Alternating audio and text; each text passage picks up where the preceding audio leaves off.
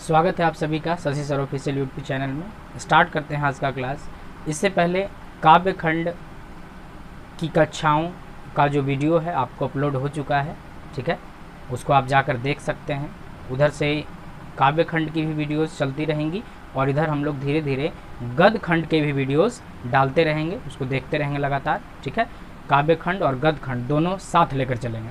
तो देखते हैं आज गद्य खंड का पहला अध्याय बातचीत। लेखक हैं बालकृष्ण भट्ट, ठीक है। बालकृष्ण भट्ट क्या क्या कहे हैं बातचीत के विषय में, उस पर चर्चा करते हैं। लेखक बताते हैं कि ये बात सबको मानना होगा, ये बात सबको मानना होगा कि ईश्वर ने मनुष्य को जो भी शक्तियां दी हैं उन सभी शक्तियों में वाक शक्ति जो है सबसे प्रमुख शक्ति है। कल्पना करो कि मनुष्य के पास सभी शक्तियां होती, सभी ज्ञान इंद्रियां होती, लेकिन वाक शक्ति नहीं होती, तो इस गूंगी संसार का क्या होता। हम अपनी ज्ञान इंद्रियों से जो कुछ भी महसूस करते कभी दूसरे के सामने जाहिर नहीं कर पाते। इसलिए वाक शक्ति जो है, वाक शक्ति ईश्वर के द्वारा दी गई सभी शक्तियों में प्रमुख शक्ति है, क्योंकि अगर वाक शक्ति नहीं होती तो हम इस गूंगी संसार में कुछ नहीं होते। हम पशुओं की तरह लुंज पुंज होकर एक कोने में पड़े रहते, खुद ही सोचते, खुद ही समझते, जो भी महसूस करते अपने मन में ही बातें करते, किसी दूसरे के सामने प्रकट नहीं कर पाते। बताते हैं कि वाक शक्ति के अनेक फायदे हैं और वाक शक्ति का अनेक प्रकार है। बोलने की कला जो है वो कई प्रकार की है और बोलने की कला का बहुत सारा फायदा है। तो बताते हैं कि वाक शक्ति में और बोलने की कला में स्पीच और सामान्य बातचीत दोनों में अंतर होता है। स्पीच जो होता है, भाषण जो होता है, उसमें क्या होता है कि भाषण देने वाला एकदम थाम थाम के एक एक शब्द बोलता है, लेडीज एंड जेंटलमैन, ठीक है, जो उसके दिल में आता है हर वो बात बोलता है जिससे लोगों को सुनकर अच्छा लगे, और बीच बीच में चुटकीले प्रसंगों को छेड़ता है और उन प्रसंगों को सुनकर लोग क्या करते हैं, तालियां बजाते हैं। और जो बोलने वाला है वो जानबूझकर ऐसी ऐसी बातें बोलता है ताकि तालियां क्या हो, बजे। और ये जो वाक शक्ति है, ये जो स्पीच की कला है, ये स्पीच कला है, नांदी पाठ है, सब एक जैसी हैं। ये सामान्य बातचीत के जैसा नहीं होता। वो बताते हैं कि सामान्य बातचीत में ऐसा कुछ नहीं होता। सामान्य बातचीत में दो लोग पहुंचते हैं, ठीक है, दो लोग आपस में बातें करते हैं, बीच में अगर कोई हंसी वाली बात हुई तो केवल मुस्कुरा दिए, वो बहुत है, ठीक है, इससे ज़्यादा विशेष कुछ होता नहीं है। वो बताते हैं कि बातचीत की कला में इतनी ज़्यादा आकर्षण शक्ति होती है, इतनी ज़्यादा क्षमता होती है कि किसी को भी अपनी ओर आकर्षित कर ले। इतनी ज़्यादा क्षमता होती है किसमें, बातचीत की कला में। वो बताते हैं लेखक कि इसका अंदाज़ा आपको नहीं होगा। कुछ ही वर्षों पहले एक प्रसंग है रॉबिन्सन क्रूसो का। रॉबिन्सन क्रूसो के विषय में अगर आपने पढ़ा है तो आपको पता होगा रॉबिन्सन क्रूसो का किस्सा। रॉबिन्सन क्रूसो एक ऐसा व्यक्ति था जिसने 16 वर्षों तक कभी किसी आदमी की आवाज़ नहीं सुनी, कभी किसी व्यक्ति की बोली नहीं सुनी। ये हमेशा कुत्ते, बिल्ली और अन्य जंगली पशुओं इत्यादि के आसपास रहा, कभी इसने 16 वर्षों तक आदमी की बोली नहीं सुनी। लेकिन 16 वर्षों के पश्चात जब पहली बार रॉबिन्सन क्रूसो ने फ्राइडे के मुख से, फ्राइडे एक व्यक्ति हैं, बताते हैं कि रॉबिन्सन क्रूसो ने जब फ्राइडे के मुख से पहली बार मनुष्य की बोली सुनी तो उसके शरीर में जो हलचल हुई, ठीक है, उसके चेहरे का जो रंग बदला, उसको देखकर निश्चित तौर पर ऐसा लगा कि रॉबिन्सन क्रूसो पहली बार मनुष्य की बोली को सुनकर मनुष्य का चोला पा गया। इतनी ज़्यादा आकर्षण क्षमता होती है किसमें, मनुष्य की बोली में, बातचीत में। लेखक बताते हैं कि बातचीत में क्या आकर्षण क्षमता होती है, इसको आपको पता करना है तो किसी ऐसे व्यक्ति से मिलिए जिन्होंने आपस में हमेशा पत्राचार से बात किया है। हमेशा आपस में बातें हुई किससे, पत्रों के माध्यम से, चिट्ठियों के माध्यम से। ये प्रेमी प्रेमिका के बीच की बातचीत हो रही है।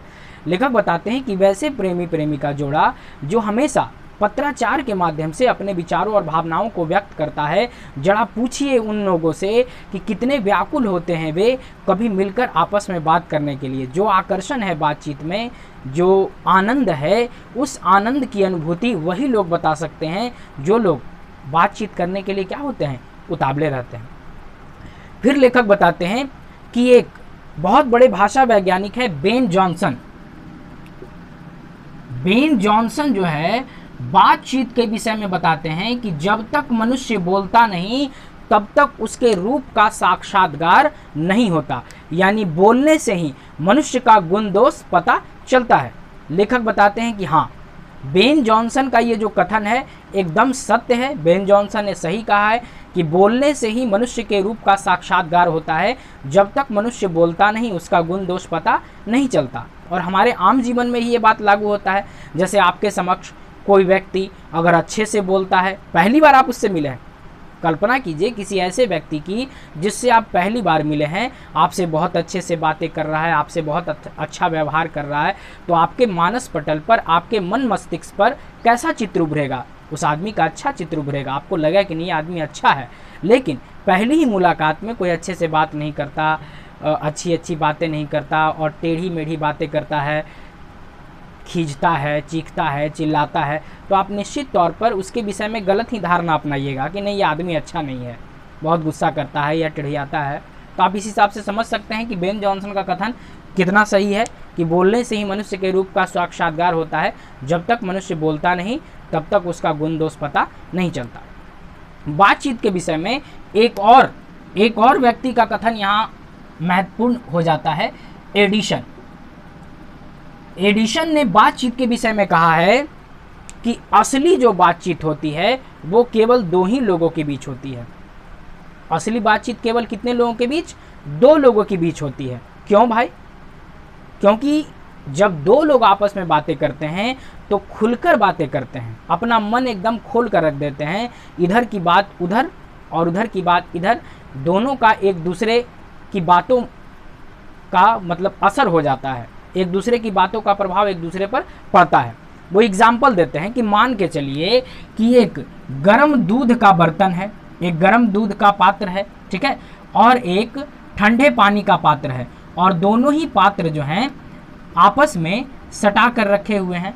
अब ये बताइए कुछ समय बाद जब दोनों आपस में सटे रहेंगे तो कुछ समय बाद क्या होगा? इसका प्रभाव इस पर पड़ेगा, इसका प्रभाव इस पर पड़ेगा। गर्म दूध का प्रभाव जब ठंडे पानी पर पड़ेगा तो ठंडा पानी धीरे धीरे गर्म होगा, और जब ठंडे पानी का प्रभाव इस पर पड़ेगा तो गर्म दूध धीरे धीरे ठंडा होगा। और एक समय ऐसा आएगा कि दोनों ही का तापमान, गर्म दूध का और ठंडे पानी का तापमान क्या होगा? बराबर होगा। दोनों का तापमान क्या हो जाएगा? बराबर हो जाएगा, एक दूसरे के प्रभाव के कारण। ठीक उसी प्रकार जब दो लोग आपस में बातें करते हैं तो भावनात्मक रूप से दोनों एक समय ऐसा आता है कि एक समान हो जाते हैं। पहले व्यक्ति के बातों का प्रभाव दूसरे पर पड़ता है और दूसरे व्यक्ति के बातों का प्रभाव पहले पर पड़ता है, तो भावनात्मक रूप से दोनों जुड़ जाते हैं, आपस में दोनों एक हो जाते हैं। लेकिन लेखक बताते हैं कि अगर ये संख्या ज़्यादा हुई तो लेखक बताते हैं कि अगर ये संख्या 2 से क्या हो गई? 3 हो गई, तो बताते हैं कि 3 हुई तो ये त्रिकोण बनी, 3 हुई तो त्रिकोण बनी। और बताते हैं लेखक कि 3 लोगों की जो बातचीत होती है वो भेद खोलने वाली बातचीत होती है। बताते हैं कि 6 कानों में पड़ी हुई बात, 3 लोग हुए तो 2 तिहाई 6, कान कितने हो गए? 6। लेखक बताते हैं कि 6 कानों में पड़ी हुई बात जो है वो खुल जाती है, वो भेद रहती नहीं। इसलिए लेखक कहते हैं कि 3 लोगों के बीच की बातचीत जो है वो अंगूठी में जड़े हुए नख के समान है। लेकिन अगर बात 3 लोग से ज़्यादा हुई तो लेखक बताते हैं कि अगर 3 से ज़्यादा हुई और गलती से अगर 4 लोग आ गए तो बताते हैं कि ये केवल एक फॉर्मेलिटी होगी, ये केवल एक फॉर्मेलिटी होगी। यहाँ विशेष कोई बात अंतरात्मा की नहीं होगी, विशेष कोई बात काम की नहीं होगी, बल्कि यहाँ केवल फॉर्मेलिटी निभाई जाएगी, यहाँ केवल रस्म पूरा किया जाएगा बातचीत का, विशेष यहाँ कोई बातचीत की नहीं जा सकती है। लेकिन अगर 5 हुए या 5 से अधिक हो गए तो लेखक बताते हैं कि 4 से अधिक, यदि 5 हैं या 5 से अधिक लोगों के बीच बातचीत हो रही है तो ऐसी बातचीत केवल और केवल राम रमौल है। 5 या अधिक लोगों के बीच की बातचीत है तो ऐसी बातचीत केवल क्या है? राम रमौल है, मन लगाने का केवल साधन है। यहाँ काम की कोई चीज बात नहीं होगी, कोई भावनात्मक विचार यहाँ दिया नहीं जाएगा, ठीक है। और वैसे भी भारत जैसे देश में बातचीत कई प्रकार के होते हैं, जैसा उम्र वर्ग और जैसी परिस्थिति उसी प्रकार का बातचीत जो है हमारे भारतवर्ष में होता है।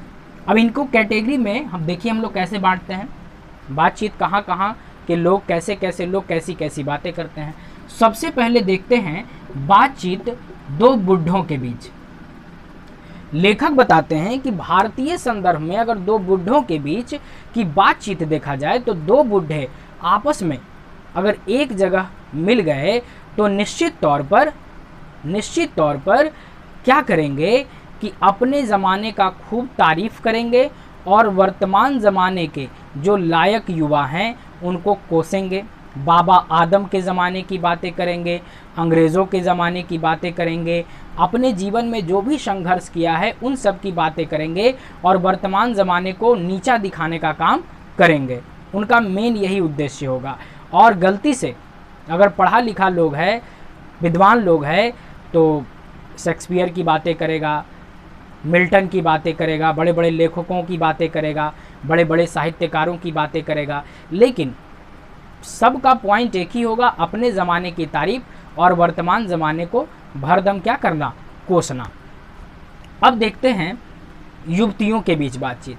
अगर दो युवतियां आपस में बतिया रही हैं तो इतना ज़्यादा रस उमड़ेगा, इतनी ज़्यादा आनंददायी मनमोहक बातें करेंगी कि कितना मनमोहक होगा ये वही व्यक्ति बता सकता है जिसने कभी इनकी बातों को सुना होगा। दो युवतियों के बीच की बातचीत ऐसी ही होती है। अब देखते हैं बुढ़ियों के बीच की बातचीत। लेखक बताते हैं कि भारतीय संदर्भ में दो बुढ़ियों के बीच अगर बातचीत होगी तो बुढ़ियों के बीच की बातचीत जो होगी बहू बेटी वाली होगी। बुढ़ियों की बातचीत कैसी होगी? बहू बेटी वाली। आमतौर पे बुढ़ियाँ जब बातें करेंगी तो कोई अपनी बहू की शिकायत करेगी, कोई अपनी बेटी की शिकायत करेगी, बार बार जो है इस बात को दोहराएगी कि हम अपने ज़माने में इतना मेहनत करते थे, हम अपनी सास का इतना सेवा करते थे, अपने भाई बंधु लोग का इतना सेवा करते थे, और एक आज के ज़माने की बहू बेटियाँ हैं कुछ करना ही नहीं चाहती। समझ रहे ना आप? इस चीज़ को आप आस पड़ोस में या घर परिवार में इस चीज़ को आप महसूस भी किए होंगे, किस तरह की बातें करती हैं बुढ़ियाँ। आगे देखते हैं युवाओं के बीच बातचीत। लेखक बताते हैं कि दो युवा अगर आपस में बातचीत करेगा तो यदि खेलने वाला हुआ, खिलाड़ी हुआ, तो निश्चित तौर पर अपनी तारीफ़ें करेगा, खेल के नए नए तरीके बताएगा। लेकिन अगर पढ़ने वाला हुआ तो पढ़ाई की बातें करेगा, अपना तारीफ़ करेगा, ठीक है। लेकिन अगर वही युवा बेचारा दबा कुचला हुआ है तो क्या करेगा? वो दूसरे को ही अपना गुरु बनाएगा और खुद अपनी तारीफ बिल्कुल भी नहीं करेगा। ये हुआ युवाओं, बूढ़ों के बीच बातचीत। अब आगे बढ़ते हैं।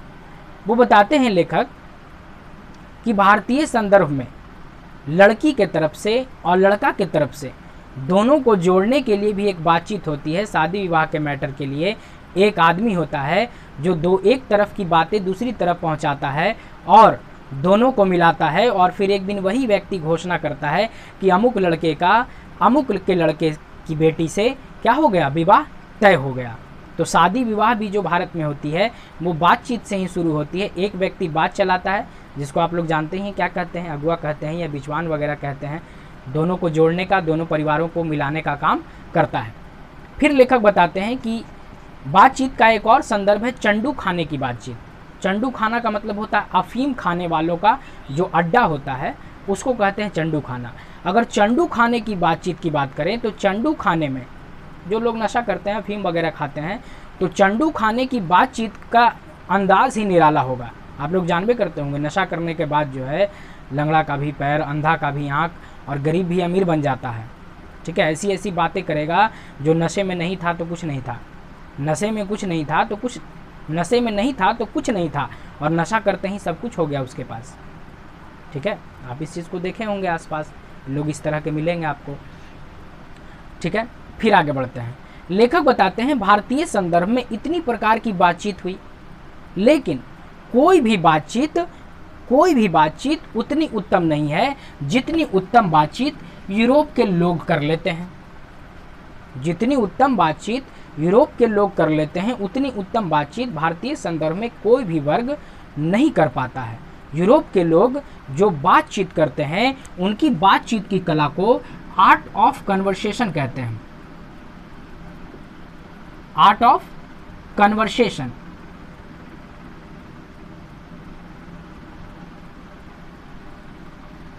यूरोप के बातचीत करने की कला को आर्ट ऑफ कन्वर्सेशन कहते हैं। और ये आर्ट ऑफ कन्वर्सेशन की खासियत क्या है कि जब ये लोग बातें करते हैं तो एक एक प्रसंग, एक एक बात बड़ी सावधानी पूर्वक बोलते हैं, और बीच बीच में इतनी चुटकीले बातें करते हैं कि सुनने वाला जो है एकदम मंत्रमुग्ध हो जाता है। सुनने वाला एकदम मंत्रमुग्ध हो जाता है। ऐसी ही बातों को कहा जाता है आर्ट ऑफ कन्वर्सेशन। लेखक बताते हैं कि भारतीय संदर्भ में इस तरह की बातचीत नहीं होती, और जहाँ तक बातचीत का सवाल है तो बातचीत में तो दो लोग चाहिए ही, तो बातचीत करें कैसे भाई? यदि हम किसी के घर जाते हैं और बातचीत करने, और हमारे साथ उचित व्यवहार नहीं किया जाता तो हमें अपमानित महसूस होगा। यदि हमारे घर कोई आता है, प्रतिदिन आता है या ज़्यादा आता है, तो फिर हमें ख़राब लगेगा कि अगला आके हमारे पास समय बर्बाद कर रहा है।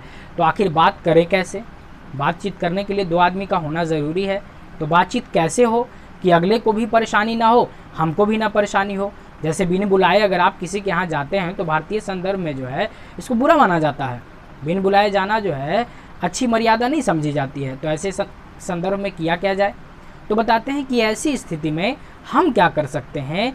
भारतीय संदर्भ में हम ऐसी क्षमता विकसित करें कि खुद ही बोले, खुद ही सुने, अपने अंतर्मन से बातें करें। आत्मसंवाद जिसको उन्होंने कहा है, हमें अपने अंदर ऐसी कला विकसित करनी चाहिए कि हम क्या कर सकें, आत्मसंवाद कर सकें। जैसा बड़े बड़े ऋषि मुनि पहले किया करते थे, बड़े बड़े सवालों का जवाब भी वो तपस्या करके, आत्मसंवाद करके क्या कर लेते थे, ढूंढ लेते थे। लेखक बताते हैं कि उस स्थान तक पहुंचने के लिए, उस परिस्थिति तक पहुंचने के लिए ऐसा नहीं कि आप बैठ गए और आत्मसंवाद हो गया, नहीं। उस परिस्थिति में पहुंचने के लिए बहुत अभ्यास की ज़रूरत है, बहुत कठिन अभ्यास की ज़रूरत है। तब जाकर आप में आत्मसंवाद की कला आ सकती है। आत्मसंवाद का ये नहीं कि आप बड़बड़ करते रहें, कोई बोले चाहे मत बोले, खुद बड़बड़ करते रहिए। ऐसे बड़बड़ करने का मतलब पागल समझेगा आदमी। तो आत्मसंवाद का मतलब है मनन करना, अपने अंदर जो है, जैसे ऋषि मुनि तपस्या करते हैं ना, बस उस तरह का बात करना। खुद के सवाल, खुद के जवाब। जैसे महात्मा बुद्ध को जो ज्ञान प्राप्त हुआ था, जो भी सवालों के जवाब उन्हें मिले थे, किसी से पूछने नहीं गए थे, तपस्या के माध्यम से उन्होंने क्या किया था, प्राप्त किया था। और बातचीत कितना निराला है, आप इस संदर्भ से समझ ही गए होंगे। बातचीत इतना निराला होता है कि कई बार, अब चैप्टर को हम ख़त्म करने जा रहे हैं, कई बार लोग ऐसे होते हैं कि बातचीत करने के चक्कर में खाना पीना तक छोड़ देते हैं।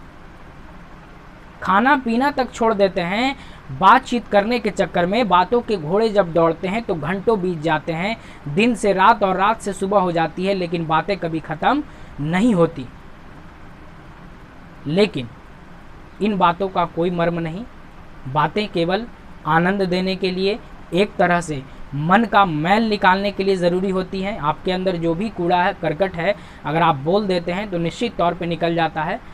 अगर आपको भड़ास निकालना है तो इसकी सबसे अच्छी दवा है बातचीत। इसे लेखक बताते हैं कि बातचीत बहुत ज़रूरी है, बातचीत सबको करनी चाहिए, लेकिन इसकी मर्यादा जो है वो कभी भूलनी नहीं चाहिए। मर्यादा में रहकर की गई बातचीत ही सबसे उत्तम बातचीत है। और भारतीय संदर्भ में बातचीत की सबसे अच्छी कला अगर मैं बता सकता हूं तो वो क्या है, आत्म संवाद। बातचीत की सबसे अच्छी कला क्या है, आत्म संवाद। तो इस तरह से आज का जो चैप्टर है इसका सारांश ख़त्म हुआ। अगर आपको वीडियो अच्छा लगा तो प्लीज़ लाइक ज़रूर कर दें। अगर नए हैं तो प्लीज़ चैनल को सब्सक्राइब कर लें, और आगे इसके ऑब्जेक्टिव्स और जो भी लेखक संबंधी जो भी छोटी छोटी जानकारियाँ हैं वो आपको हम दे देंगे। ठीक है, फिर मिलेंगे हम लोग नेक्स्ट वीडियो में, नेक्स्ट क्लास में, एक नए टॉपिक के साथ, एक नए चैप्टर के साथ। तब तक के लिए सभी को मेरी तरफ से जय हिंद।